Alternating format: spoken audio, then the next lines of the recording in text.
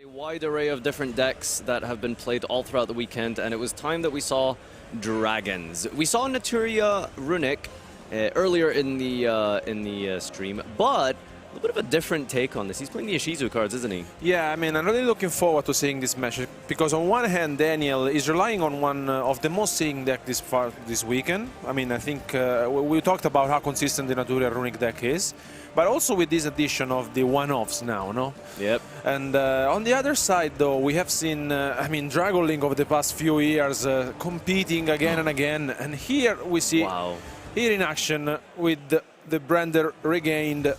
Branded Regained, hard drawn here. I think Aaron might have booked, a restaurant reservation because he's going like, oh, chill out. Come on, give us a moment. Yeah, it's like, wow.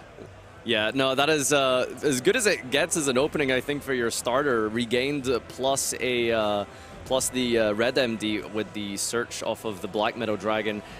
Typically normal summon. I mean, you want to go for Sephert. Is he playing Sephert? Yeah, he is. He's also playing. Yeah. Is he playing 60? I think he's playing. I think he doesn't play 40. Okay, yeah. Right. Well, I mean, typically the higher the deck goes, the more normal summons you need. So it makes sense where you want to play 3 and 3.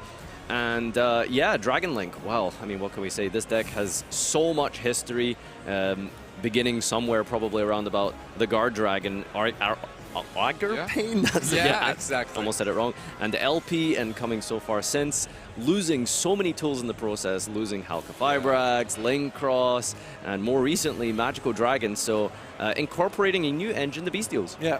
Seems like Burning Abyss, I would say, no? Like, you're familiar with that. Low blow, like man. low Low blow. spaces after one another, but still resist, no? So what you're telling him is that he should give up. No, I'm not saying this. Absolutely not. All right, well, Hieratic Dragon of Seals is made here, and what an incredible card just by itself. So the advantage of going with it so early is that if your opponent is on Nibiru in the main deck, at the very least, you are going to be able to trigger the effect in the graveyard, which is when it's tributed, it special summons any dragon monster from your deck. And here we do see this Bystials that we were talking about, both the Saronir and the Lebellion, which now will be activated to send yet the Magnum to the grave. So, and it's very nice to see, honestly, how the variant of Dragon Link have been evolving throughout this time, no? And here, I mean, once again, we have been having another different kind of matchup that we have seen the past turns, and here, another Magnamus being sent to the graveyard. Very nice start from Aaron. Yeah, and also at the same time, it is true that there is, as we saw in the previous round, 19% of Kashtira, but the deck right after is branded, and Bystials are amazing in the main deck, or in the side deck against branded. So I think that's maybe why Aaron is doing well.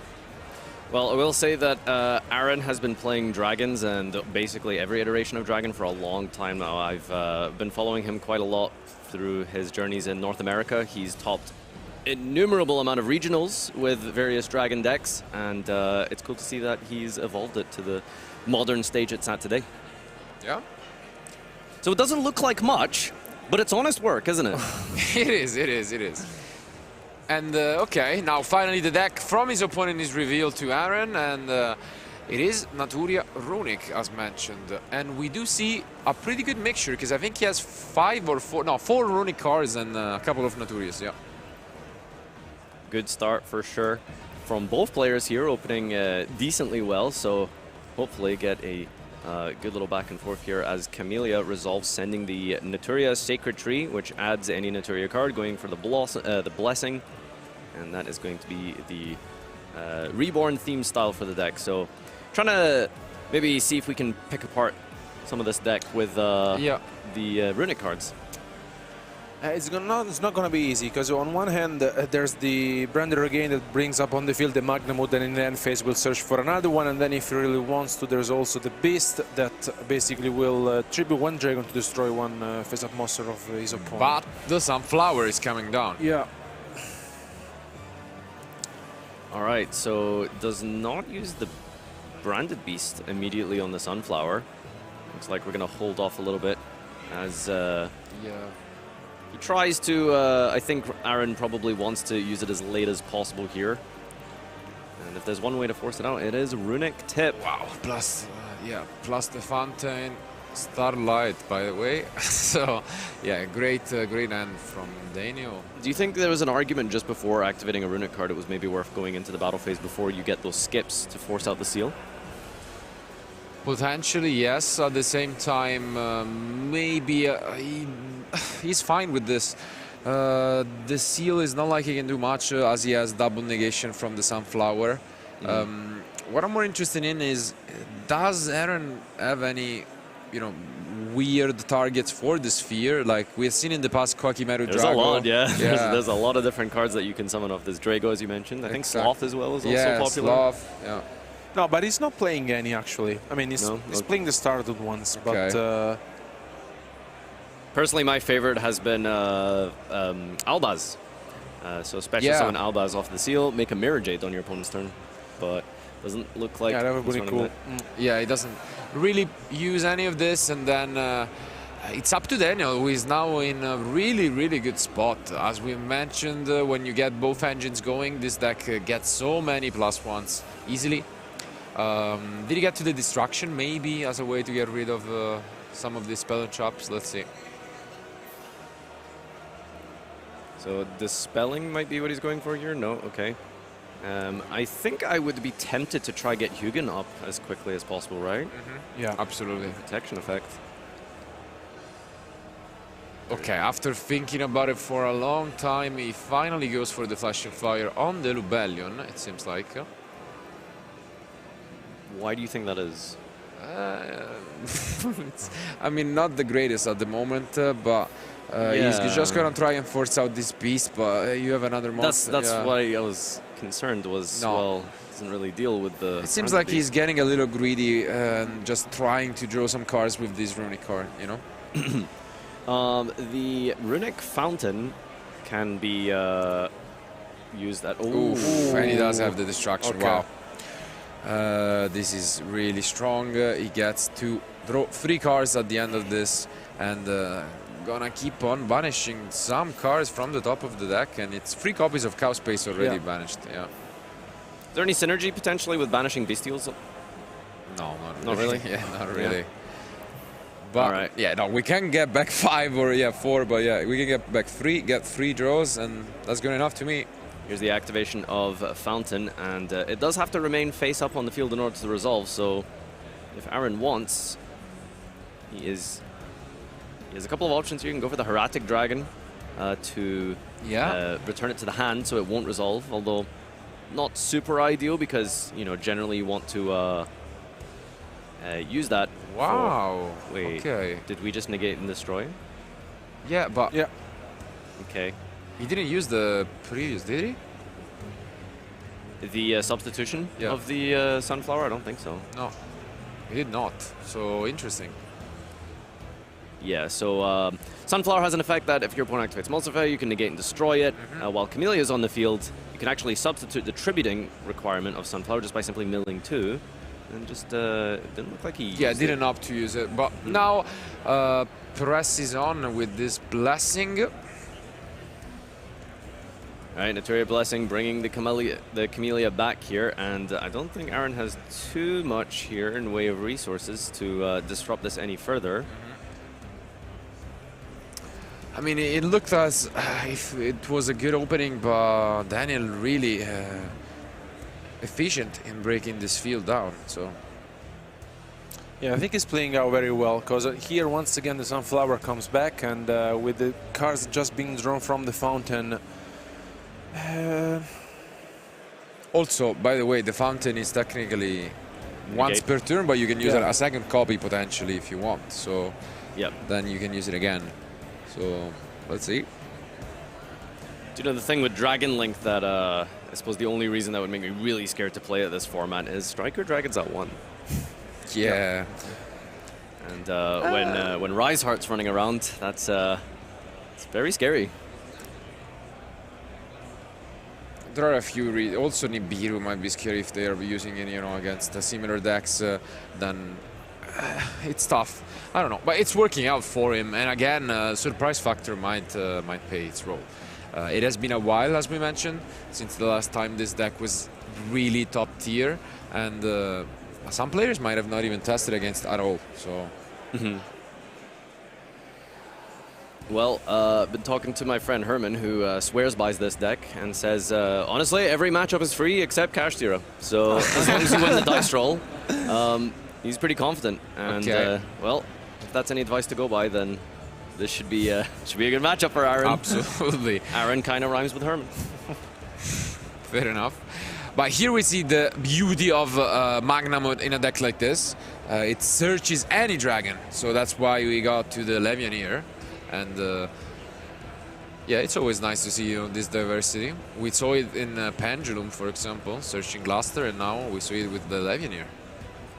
Levianeer going to banish a mixture of lights and darks, which allows it to use the effect to destroy up to 2 cards on the field here, but still have Hugin.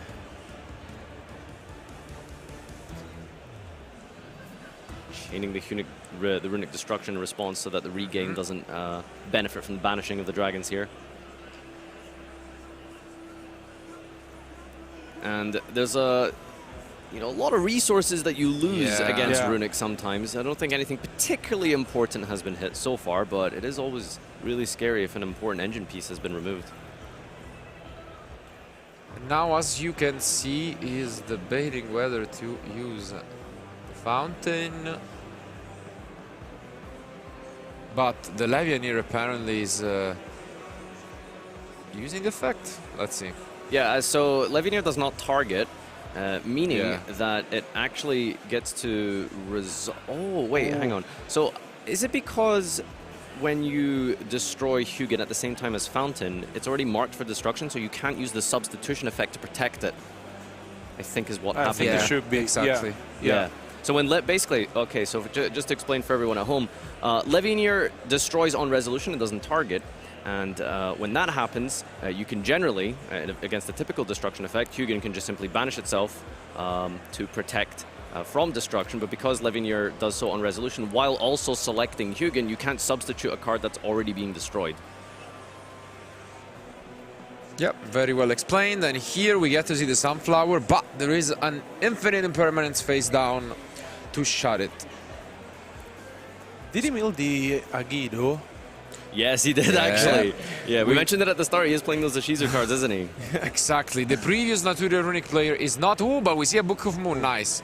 To make it so that it actually resolves. Interesting. And now we can get to actually mill 5. Potentially, if he has it. Let's see. I mean, the only real synergy is milling Runicks, right? Yeah. Yeah, but he's playing also the Kaldon Mudora. Yeah. He's playing all of the 4 copies you can now access. So And also, Aaron lost quite a few cards, I guess, right? Yeah, that's a lot off the top here. And yeah, as you mentioned, Medora and Kelbeck, absolutely amazing cards. Just these quick play effects from your graveyard that you can banish as cost. So it can't even be hit by something like Call by the Grave to allow you to shuffle back 3 cards. From either graveyard as well, not just your opponent. So if it ever comes up, you can recycle your own resources, for example. do you think he forgot about it though, or didn't use it on purpose? Yeah, he didn't. He just picks up his cards. We discussed a little bit about it in the previous rounds here. You're trying to, resolve as many of those Runick cards as possible. Hopefully get into a Fountain for 3, draw basically any of your Naturia cards, and you can get into that portion of the engine, establish a Naturia Beast with multiple disruptions from your hand with the Runick cards, and that is sort of the ideal kind of game plan that you're going for, as well as the monster negates with the Sunflower. And we are discarding a Magnamut here, which is definitely a bold move. It's really strong in this matchup. Well, yeah, so the deck list for Daniel doesn't actually have, as we mentioned, too many going first cards. So, putting in a bunch of Bystials, DD Cruel effect style, is pretty okay against dragons. It's not terrible. definitely not. And we are also going pretty fast here. Oh. Into a Color Dragon. Ooh, wow, okay. Right. I love this, honestly, because I don't know if you remember the sort of Runick Synchro deck that some people kind of played around with last format. Yeah, that's kind of what it reminds me of, things like Fabled Cerebral and stuff. Yeah, things like, so definitely know what we're doing here, but The Coral Dragon is a tuner synchro, which means that what you're going to do here is special summon Jerry. He's a level 4, returning back to the deck with the Fountain, and on resolution, you draw 3 and also get to make Baron. Or Cheng Ying, potentially. Yeah, and drew one more. Yeah. So Very good stuff from him, honestly, at a full speed. I like it. I like it a lot. As you mentioned, here you can see one more synergy of this specific deck, and makes sense. And wow! Nice. Sometimes you just draw both the 1 and 1 together. Yeah. That's great. Keldo into Mudora, very powerful also, because now he gets the Kel back. Yes, double shuffler essentially with the Baron plus the Kel back, which is also an interruption. That's absolutely incredible. Really strong start. Gonna draw a card for the Coral Dragon here. I mean, all that's left is to normal summon Camellia. Which he did, yeah. Oh, yeah, of course. Yeah. Sorry. Long day. Yeah, so do you think we can establish a Nat Beast as well on top of all of this? No. That'd be too much. Let's be humble. This is be fine. realistic here. Yeah. All right, so Baron. Whoa! and Okay. No, I mean, whoa. Wow. So Maybe. naturally forced out Yeah. versus the Baron the floor, but remember Baron is not your typical boss monster negate. It is once while this card is on the field. So Nibiru kind of doing its job, I suppose. Yeah. Not exactly what his job usually is, but yeah, he's trying his best again. You know. And actually, the Dark Ruler would have been a sick top deck if it wasn't banished by Tip, so yeah.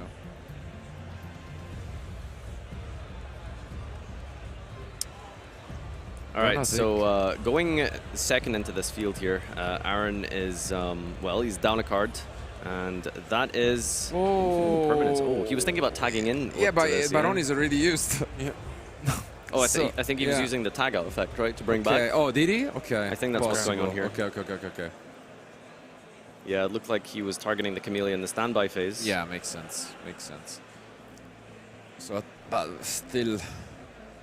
Still a lot to fight through here, yeah, especially after drawing so many cards here. Oh, Wow. The question, yeah, what I was thinking is it better? Or like, do you just allow the Baron and then use the impermanence on the Camellia? or like- even potentially just for the Sunflower Yeah. when it comes out, I mean, you know? But yeah, I yeah. see what you're saying, just hold for it, and it's like, because he gets to it anyway. and the blessing doesn't do anything by that. Like if the face down is blessing, you know? Yeah. Obviously we're talking posteriors, but like it's still, I think. Oh, is that it? And he picks up his cards. Wow. First year with Aaron, it wasn't the most flashy or spectacular game one that he had previously, but is that Chaos Space Absoluter? Yep, That yep, is yep. probably one of my favorite 2-card interactions in this game, absolutely. First of all, going to start with the Bystial Rebellion. I think he might have started things off very strong. Because, yeah, he has Chaos Space with Absoluter. Yeah. Nothing feels better than that. Especially if your opponent ashes you and you have a Gamma. It's Space. Wow. Those were the my favorite dragon plays. All right. And Are we going to see the Ash? Ooh. Okay. Yeah. Okay. All right. Typically, when you discard for cost like that and your opponent Ash Blossoms you, it's very, very heavy. But Absoluter triggers to get a Rocket Monster. At least. At least. Chaos Space, honestly, I have to say it's one of my more favorite recent cards. It's the synergy with the Collapse Serpent and the Wyver Burster printed almost like 10 years ago, and still those cards are phenomenal even until today. Yeah, it was back in Shadow, right? They were played back then, right? Yep. Yeah. The what did you call it? Just Chaos Shadow, I think. Yeah, normal summon Denko. Yeah. Exactly. Classic. All right, also has the branded regained here, and yeah, we get to return and draw at some point probably. Boot Sector Launch is such an incredible card. It's typically a one-off that you play just because it's searchable with the Striker Dragon, and it gives you so much grind game as well if you ever end up in that situation. Every single turn you can special summon monsters up to the number maximum 2 that your opponent controls. So if your opponent ever just manages to deplete of your resource, they always have to consider Boot Sector Launch because you can just special summon both rockets or all of your rockets potentially, depending on how many they have every turn here. Okay, and here is Romulus. Gonna get to the Dragon Reveal. Yeah, the synergies between all of the different dragon archetypes being utilized in this deck over the years, it's amazing. You know, Dragon Ravine, especially with you know, some synchro plays with Destrido we've seen. Probably not playing it here, of course, but you know, Ancient Fairy Dragon did come back recently, so worth a mention. Don't think we'll be seeing it here, but. So Absoluter has already been resolved. What do you typically want to go for with the Dragon Ravine? It's we can check the targets, I guess, but I think that is the one, most likely, because you already have the Rebellion in the graveyard as well. Yeah. Yeah, so secondary targets like that potentially would be something like the Starliege Sephert, combining really well with the Levianir to add back from your graveyard. And now we could see the Cow Space Returning regardless. the Striker Dragon. I think he's going to do it with Branded Regained, it looks like. A Branded Regained continuous spell card allowing to draw there by recycling the Romulus. Okay, and finally the Seal comes down. Is it going to be the exact same opening as the previous game? It looks Seal's very Pass, my favorite. Yeah, I think only the trap is missing, but the Branded Beast, and maybe he's holding it face down, or he has an Infinite Impermanence. And some of the more powerful turn 1 plays you see with this deck is Borrow End. You know, he is playing that. Yeah. But I think you need to draw a pretty good hand these days to really establish it. But, you know, sometimes if you're able to, you can end on something like Borrow End, Borrow Savage. Let's see now if Daniel can somehow go through this. It's, I mean, of course, the regain, we have seen that, I mean, creates quite a few troubles by bringing back the Magnamud. Yep. Listen, I'm going to be really disappointed if we can't deal with a single seal. But it's a lot of monsters. And I do see Kelbeck, maybe, yeah? Ah, he had drew the Sunflower as well. Oh, the Mudora, yeah. The other, yeah. If he has multiple Runicks here, it could be an idea to go directly into Fountain, potentially. But decides to go for the Smiting Storm.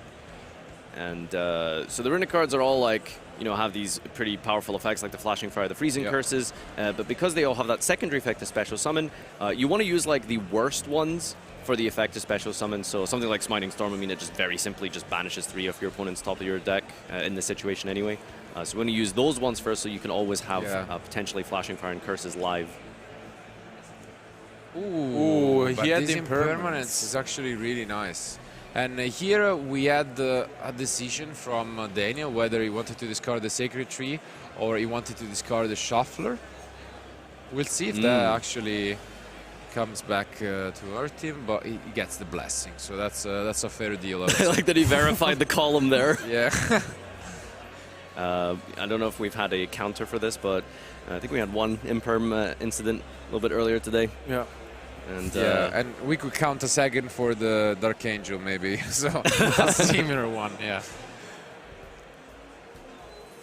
So it never feels super bad to discard with Hugin when it's negated, when you're removing something like Sacred Tree, as it still gives you a replacement effect in the process. Yeah. Exactly like the Cow Space did with the Router. So there is Mole Cricket, which is the special summon from the deck here, but... Oh, we're using this in chain, I think? Oh, okay. Interesting. Ooh, and that's nice, actually, yeah, because now you get the negation guaranteed at the very end of the chain, which can potentially negate this seal. So Mole Cricket having the effect to special summon an interior monster from your deck, special summoning 2 from the deck if your opponent controls a monster here, so gets to go for double Camellia. And neither Sacred Tree nor the Blessing are once per turn, so you can still do this and continue playing through. The Sunflower, as well as you mentioned, is live here, so at any point in time, if Aaron has a disruption, we can just mill 2 off the top of the deck here to negate and destroy. But of course, remember, Seal has 2 effects. It is the effect to tribute, to bounce, obviously the most important one, but could potentially get a resource in the process. And now we get the coral, which actually... Oh, no. Okay, he changed his mind. The coral would have been cute because you have the shuffler as well to discard. Yep, and forcing something out in the process. Yeah. Instead, goes for the Stardust. Let's see. Gets a card. Maybe he just feels he needs more Runick cards? Yeah. I mean, you do get a draw out of it at the end of the day regardless. So. I suppose, yeah. Okay. There's Baldrake. Baldrake obviously also representing kind of an interruption by having this Magnamut on field. It can be attributed to Banish, but again, the Sunflower is there potentially to stop all of this from happening. 2 negates potentially if he really wants to. Not just one. Yeah. There it is. Ooh. First one. Ooh! Yeah, interesting. Okay. Does get to mill 5 here. Yeah. A Shuffler would be really good. If he wants, let's see. Yeah, he's considering it. But of course, one activation of Sunflower was used. And this is really strong. At the same time, the only concern is, yeah, you don't have a battle phase, but it's totally fine at the moment. All right, it looks like the seal is finally going to be used here. Mind negate, and he wasn't even using some weird target in the side deck, so yeah, you are gonna negate it with the Sunflower, it seems like, and then the Baron is once again up. Yeah, there's just so much good value these Naturia cards here give you. The Sunflower effect to negate and destroy. Typically, you have to tribute 2 monsters, but you can use first the Camellia to mill 2 off the top, and that acts as a form of substitution. So 2 disruptions that Aaron had here in the Bystial and the Seal dealt with just by a single Mole Cricket, really. Yeah, that's true. Let's see what he gets with the Seal. He already has access to, again, Levian here if he wants next turn with the Magnamut, but he's gonna get, okay, as last turn, the same. Like you said, nothing particularly spicy in terms of the floating power for Hieratic Seal, but good follow-up. And Hieratic Seal also makes the monster have 0 attack and defense. So typically what you would do is just, okay, well, I'm just going to attack over it, but no battle phase, which means this effort is going to get those Chaos Dragons, which, as we mentioned, are amazing. Yeah, potentially. At the same time, Baron, of course, is able to destroy a card, which could be that. But let's see. Yeah, I think he has to go for it here.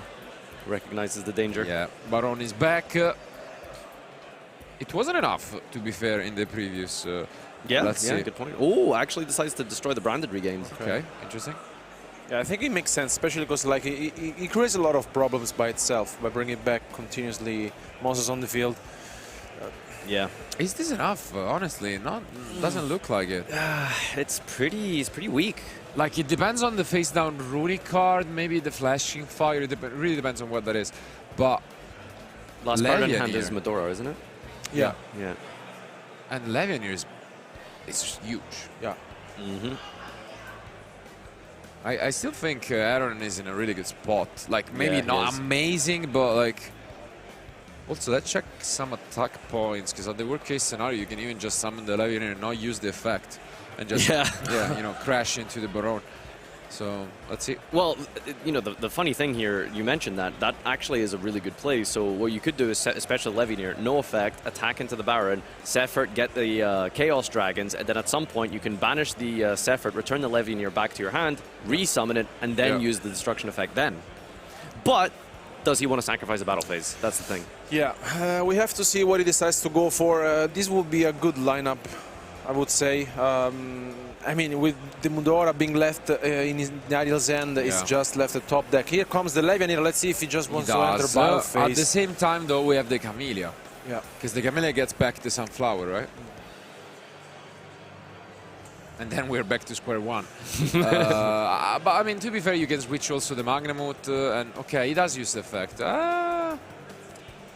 That's fine, right? Just makes it force out the Baron, you don't have to think about it. I think... Oh, wow. He has a plan. All right. Does not use the Sephert. Interesting. I think it would have been a nice play, but... I don't know. Let's see. The Dark is there. What... What's the dark target? Yeah, I mean, he's gonna use it to get back the cricket. Okay. Well, Philip is actually using the cricket here, it looks like, in response to your opponent special summoning a monster from the Yeah, extra he's deck. using both Camellia and Cricket. So Right. Camellia gets back to Sunflower and then the Cricket's summoned. Why the dark, though? Yeah. That's what I'm trying to see here. All right, let's see if Aaron has an answer to this. And yeah, that Sunflower's back online. That's really scary. Okay. He's gonna use the Cricket. No. Because he has the... Ah, you're attacking monsters? I don't know. Yep. Thinking about it. No, okay, he's good. Honestly, I did like that play where you just summon the Levianeer, don't use the effect, they get back the Sunflower, but then you switch the Magnamut to attack potentially. Mills too off the top of the deck here to use that Sunflower substitution in tandem with the Camellia to negate this effort, returning the Levianeer from the deck, from the graveyard. And now we see what you mentioned, the recurring part of Book Sector launch, where you can actually use it to summon back some rocket monsters. Unfortunately, only has access to Tracer here. So reviving the Tracer is, well, you know, we've got something, but the problem is that the Sunflower is still online. Yeah, that's the issue there, because, I mean, he needs to deal with that, but... He can just attack over yeah, it, right? he could attack over it, yeah. Okay. We'll go battle phase, then in Memphis True using the Tracer. Okay, he wants to draw, so let's see what he... I don't know. Maybe would have entered battle phase would have been maybe the safest way. I think he's trying to fish for something out of his deck. All right. I think it's interesting that we've, you know, we're using the draw. Oh, Okay, that's a big. that's a nice one. big. Yep. Yeah. So, at a minimum, I suppose we can go Striker LP. Sorry. Yeah, the other one. The other one. He wishes, yeah. All right. Red Eyes Darkness Meadow Dragon is searched from the deck here. So we'll be using it to bring itself out from the hand. And is it finally time for that battle phase? Let's see. Red Eyes Darkness Meadow Dragon allows you to... It is. Yeah, Okay. there it is. Time for a battle phase. Gonna attack over this Sunflower who has created enough problems in this duel, but not gonna be able to clear this Baron yet. And yeah, there is the Flashing Fire. Wow. Do you think you should have maybe chained the Tracer to that? I mean, it's definitely an option. Especially because the order then would have been also weird on the other side. Because at that point you use it, like they both kind of forgot about it. Because you would have used the Flashing Fire when the Sunflower was still on the field, you know? So that if they chain the Tracer, then you negate it with the Sunflower. But I guess 1 for 1 it is. And now we go back to just Aaron trying to combo through. Oh! Wow! Scarlight Dragon Archfiend activating the effect here. Paying 1,000 life points? No, it doesn't pay. It burns. No, it for, just burns for 500 for each. Special summon the monster on the field, especially when we're ticking down here, 10 minutes on the clock. And that is going to inflict a decent chunk to Daniel's life points here, who has been depleted of all of his resources now. What a turnaround of events. Yeah, Bystial Levelian now comes out. We got the follow-up with the Branded Beast. And yeah, no, I think Aaron has just suddenly swung this through into an amazing position here. What a grind game. And still no battle phase for Daniel on the upcoming turn, so.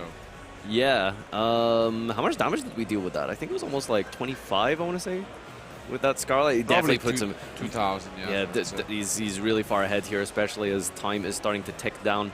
And Daniel desperately trying to find an answer off the top of his deck here to deal with just a simple Branded Beast. Tribute to Destroy, card that your opponent controls. Let's see what he has here. What is he looking for? He has the Mudora in hand. This is very, very difficult for him. Oh, it's actually a Kelbeck. Oh, okay. Yeah, Same deal, basically. yeah. You draw a spell, right? But can't quite tell what was that. I mean, that's the problem, right? You can't really do too much just with a singular runic spell, you know? Yeah, You do have to try and combo those together. YuGiOhCardEU it is, and let's see. Yeah. Slumber, special summon Jerry. And we can add back Fountain, but as mentioned, what are we really doing with the Fountain here? Not much, and it seems like really Aaron is putting in some effort. And Magnamut comes down here as well. Going to get a search for a dragon in the end phase. Has full control of the field, has a resource to be able to search in the end phase, and Philip has his back right up against the wall right now. Really, really back and forth one with 8 minutes remaining down the clock. They're trying their best, but Daniel really in a tough spot. Again, honest job by Aaron, but it's getting things done, and yeah. Just a normal summon Kelva. I mean, what can we do here? Maybe an XYZ, an exit on night or something. Last ditch effort. I mean, this branded beast is still up, so could just destroy here. The protection effect of Jerry is just when something is targeted, I think, or so Jerry can't be destroyed by card effects. No, it's like when it's destroyed by battle, you pop one, but yeah, okay, it cannot be destroyed by card effects. Yeah. All right. Well, as long as Aaron doesn't misplay, and I suppose try and attempt to destroy that, but regardless, I think he's just so far ahead at this stage that I'm not even certain it would actually matter that much. Absolutely. All right, so we have adjusted life points. It was 2,000 damage that was dealt, and yeah, Aaron just has to go through the motions here. That's a Zephyrt! Starlight Zephyrt gonna be able to get those Chaos Dragons now. Yeah, this is really tough for Daniel. Let's see if he just wants to turn everything to attack and call it a day. You know, when you've gone so far ahead like this, it sometimes can feel overwhelming with the amount of decisions and options you have at this stage. Absolutely. You know, I mean, he's should have this game closed out in 7 different ways. You know, everything goes to attack mode here as we approach the end of this duel. Just moments away from ending this game 3 and round 9, but again, I'm gonna just play as safe as he can. We did it in the previous turn as well, when we thought he could just enter battle phase as soon as possible, but it seems like he's really taking his time in this match. Are you surprised to be seeing Dragon just still holding its own after most so long? likely, just moments away from being 8-1 or potentially, but yeah. Here we see the YuGiOhCardEU being activated to just get rid of this Levian here. So finally using the Starlight effect here. First it was met with a negate, and now it's going to be met with a Keldek to spin it back into the deck here. I think he's recycling some of his own resources here, but it's really not going to matter too much, I think. Just go back into the deck, and yeah, Aaron is just going for the motions, as you've said. Shuffling back these cards, accomplishing saving time from when he's gonna pick up the rest, but yeah. Now, the thing with dragons is, you know, as I mentioned, they've got so many different versions and different iterations of the type of deck list we're playing. It seems like they've really just come into their own with the Bystials, haven't they? Absolutely, yeah. I mean, it's time great and synergy. again, honestly. The deck has shown up how powerful it is time after time, and Finally, are we gonna see it? Are we gonna see it? The OG old school LP. I mentioned it accidentally earlier, but there it is. Hieratic Dragon of Atum. Special summon any dragon monster from the deck here. And it looks like we're going to wall up with those cricket effect here. Ash Blossom! Oh my god, Aaron is just so far ahead now. Would you even summon at this point? I mean, you just literally anything. He's just flexing. Let's be honest. Really? Imagine you get any beard here, but yeah. Yeah, activate Fountain from my hand to tribute your field. All right, summons another copy of the Starlight Zephyr. Does the Atum put it to 0 attack and defense? Yeah. Yeah, okay. Ever played the Heretic version of Dragons, Marcello? Way back in the day, yeah. Even before the 2013, when you could play them with the Dragon Rulers. It was a deck on its own, so I did play Heretic Pure, but like we're talking more than 10 years ago, literally. So like, yeah, another era. If you would have told me back in 2023 you would have this at the very last round of a YCS and going 8-1, yeah, I wouldn't believe you. Yeah. Okay, going all in. Wow. Okay. Just what? Wow. Okay. Let's just bounce back Unicorn with Unicorn, just cause. Yeah. Okay. All right, spins away the Gary here and leaving Daniel with only a Runick Fountain in the hand here. Does he have anything in the graveyard, actually? I'm starting to get a little bit worried. Yeah, it's Have like, we overplayed this a little? exactly. Yeah, he looks a little confused on what just went through, but okay, he does have the Levin here. This time he's not gonna use the effect, probably, or let's see. Well, this is... No, he can use it to reborn, right? Yes, but then it can't attack, right? Yeah, but then you have game with the And then you use the red MD and then red MD bring back. and exactly what he's gonna do. Oh, I love this. Well, I mean... Yeah, exactly. He's gonna go again. Rank 4. Access, integrate. Yeah, this is There it this is is. really more than The needed. end of the duel. Okay. Nice handshake.